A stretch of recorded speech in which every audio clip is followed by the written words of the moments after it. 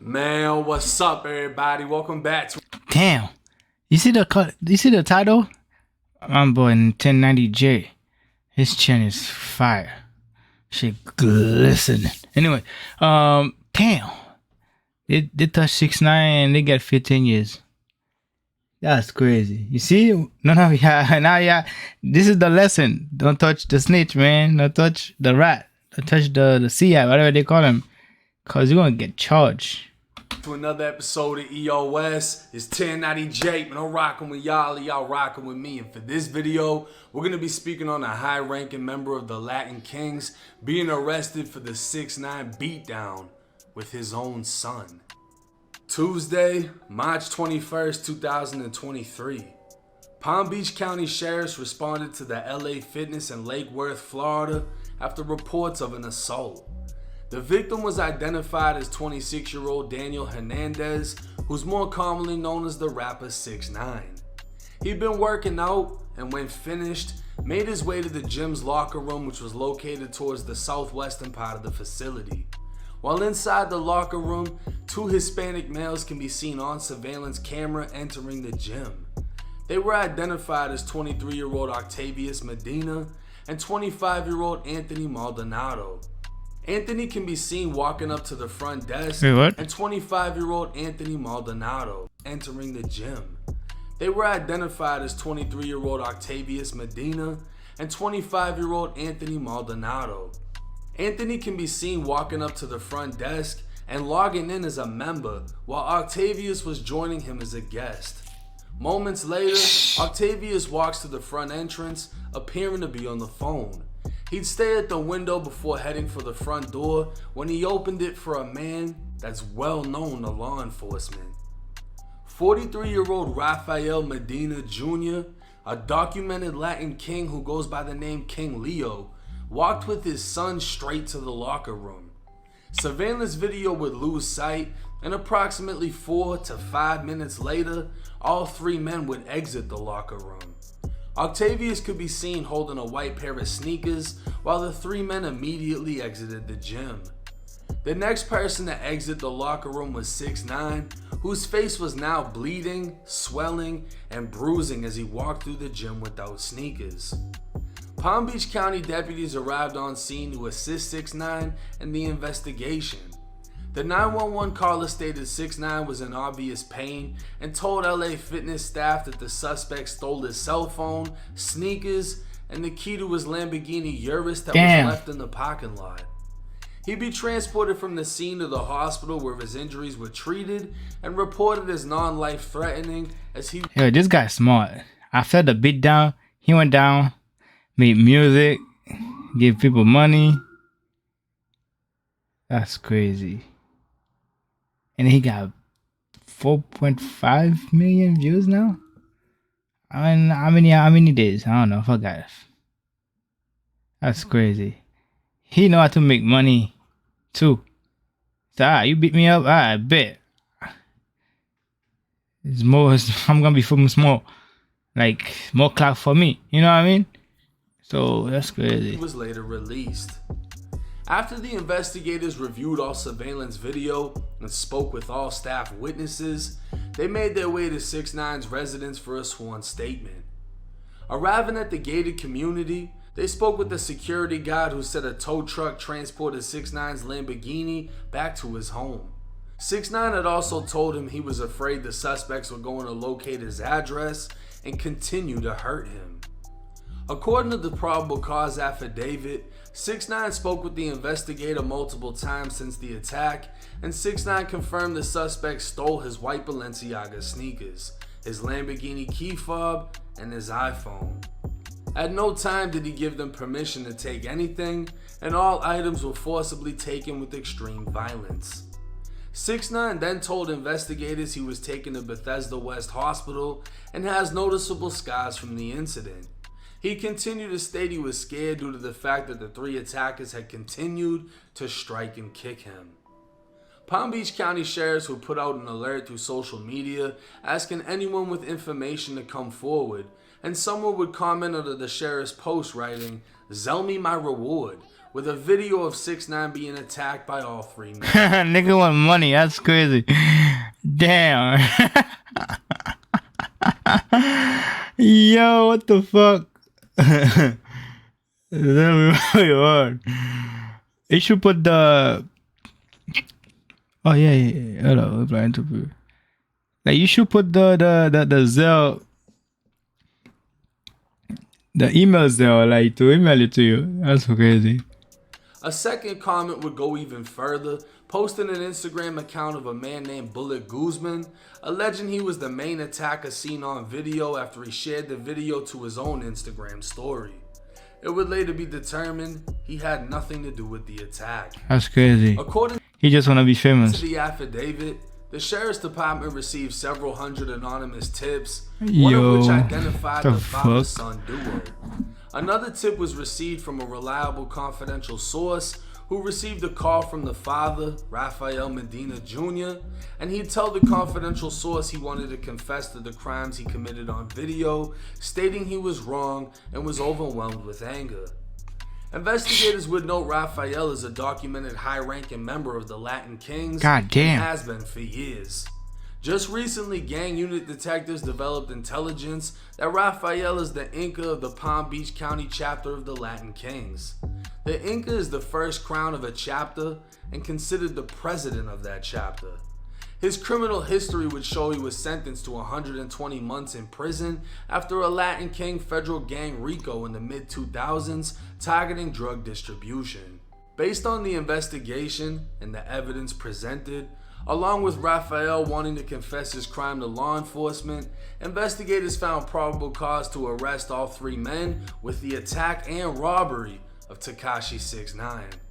Only 9 days after the attack, all three men were placed in custody charged with second-degree robbery, punishable by up to 15 years in Florida State Prison, and first-degree misdemeanor battery, punishable by up to 1 year in jail. Bond was set for all three men, Rafael's at $52,000 and the other two at $22,000. Only having to pay 10%, all three men can be expected to be released and have been issued a no-contact order, meaning they can have zero contact with 6ix9ine or each other pending the remainder of the case. 6ix9ine has since been seen in Cuba, dropped a Spanish song for his Latin fans, and addressed the situation I love Cuba. through an Instagram post saying, "First time addressing the situation. For 2 years I've been walking around with no security. Give me money too. I'm from Cuba. Not saying I promote that, but now you see I really never hid from anything. If you ever crossed my path or came to my house, you girls know who you are. You can tell the world Danny drives his own cars and be solo. You know how many of you people see me in real life by myself in gas stations, supermarkets, restaurants, etc. Anyway, what happened here was nothing but cowardly. I'm not mad this happened. In the streets there's no rules, so I can't say they were wrong. Obviously it wasn't fair, but again, the streets have no rules. Just imagine having nothing to do with the situation and feel obligated to make it your business. Very weird. I'm happy to be here still, and I want to say I love my fans. Thank you. P.S. I never knew we respected jumping people. When did that ever become a win?" Now one can only assume when Rafael called the reliable confidential source, he was calling his lawyer, who then notified law enforcement. His client planned on turning himself in before sheriffs executed a search warrant on his house and forcibly took him in. But small details that have been left out by the mainstream media may have a huge effect in this case. The same day the three men were arrested, 6ix9ine would do a news interview with El Gordo y La Flaca, a Spanish news show based out of Miami. That sounds Although I can't play the actual video due smart. to copyright issues, while speaking Spanish, 6ix9ine details how when he was fought to the ground, everything fell out of his pockets. He'd go on to say a random bystander in the locker room was the actual one that took his iPhone, clarifying it wasn't any of the men attacking him. In fact, it's said that Octavius, who's apparently on video walking with 6ix9ine sneakers after the attack, threw the sneakers before leaving the scene. Whether or not he confused them with his own Crocs that repeatedly came off during his Stomp the Yard performance, It's debatable, but it's looking like the attackers may have a great shot at getting the robbery case thrown out, in which they'd be left facing a misdemeanor battery. The only item that's unaccounted for is the Lamborghini key fob, which they'd be able to argue one of the random bystanders took it, coinciding with what 6ix9ine said in his news interview. Now, I'm gonna be honest. To hit 6ix9ine in any way, It's crazy. you gotta be a little bit brave. You gotta be a little bit off. I know. Because you understand. I told you niggas, you hit the CI. I thought you done. Rat, informer, you done. And touching that kid, Work for the you're gonna have a government. lot of eyes on you, a lot of attention on you. You know, it's like dude said in the video, I want to be famous. You got exactly what you asked for. A lot of people, a lot of rappers understood touching 6ix9ine is a crash out mission. You're gonna crash out. If you can accept the consequences that come with that, like, you know, getting a battery charge and facing up to a year in jail, cool. But the fact that something was taken from him now turns this into a robbery punishable by up to 15 years. But this is where I feel like 6ix9ine may have messed up, maybe not. Maybe he wasn't trying to punish the dudes that attacked him, because he clarified on that news station it wasn't them that took his phone. All of his stuff fell out. Maybe he actually watched the dude that took his phone take it. He can't identify him, but he can identify the fact that it wasn't one of the attackers, which is gonna benefit them in their case. Now, as far as what 6ix9ine said about getting jumped and it being Yo, my son got the nice PC. Got 1, 2, 3, 4, 5, 6, 7. 7 fan. Plus they got probably let me see. unfair, They have on top too, I think. Mine, yeah, they do. They have. Yeah, that's expensive. 1, 2, 3, 4, 5, 6. Probably got 9.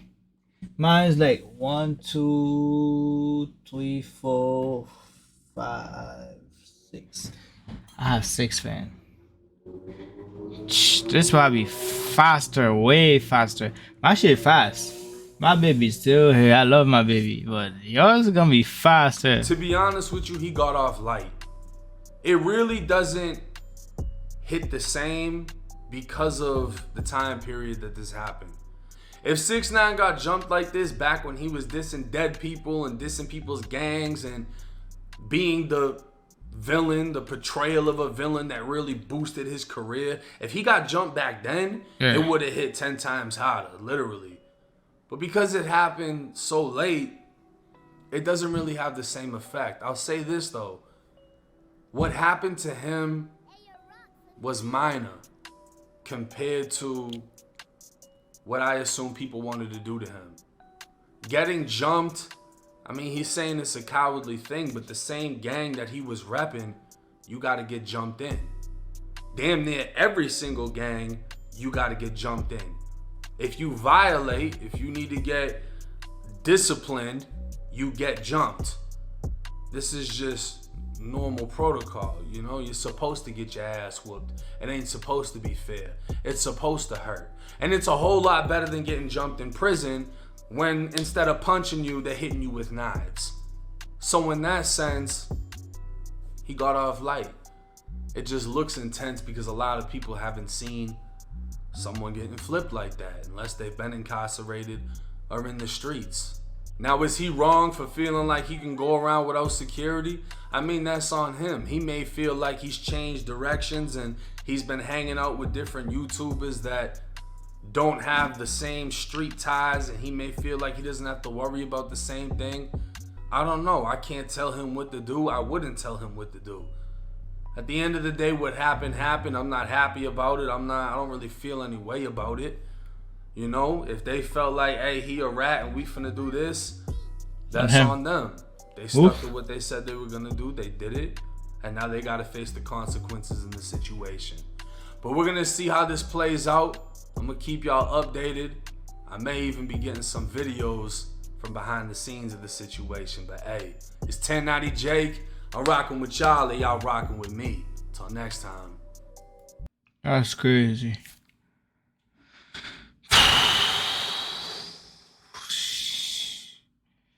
Now look what happened now. 15 years. With your son.